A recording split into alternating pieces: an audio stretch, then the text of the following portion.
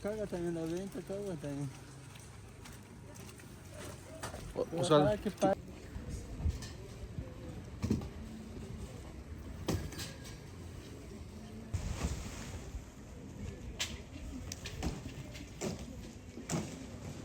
hermoso lo que está nevando, ¿no? Se ve hermoso.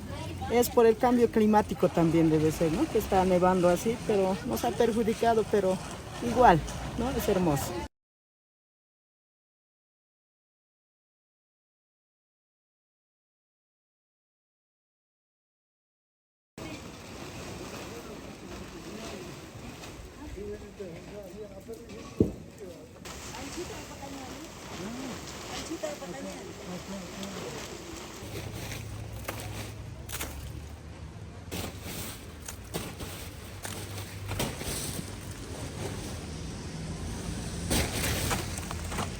De esta manera van caminando personas que están bajando desde las 11 de la noche de ayer justamente. Están acá las movilidades de... Estamos desde la madrugada, estamos fregados, apenas hemos subido y necesitamos que alguien nos ayude con maquinaria.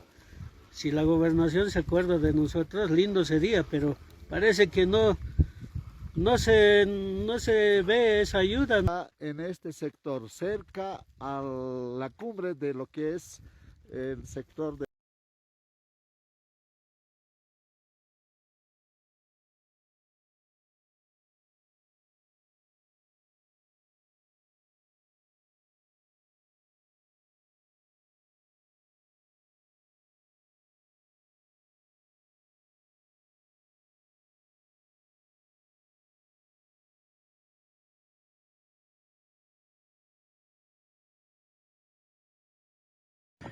Ayer hemos trabajado full por ahí y estaba parte física con al menos aquí en Llanavancio. Y ahora recién estamos viniendo en caravana para sacar nuestras llamas donde estarán mis lagos, nuestras crías, todo como no tenemos ni aprecio ni alfa, no producen nada en estos lugares, por eso nosotros tenemos pena de nuestro ganado y no nos ayuda ni la reserva, nada. Ahora la alcaldía tampoco, la gobernación, aunque tengamos autoridades, mira, no nos quieren apoyar.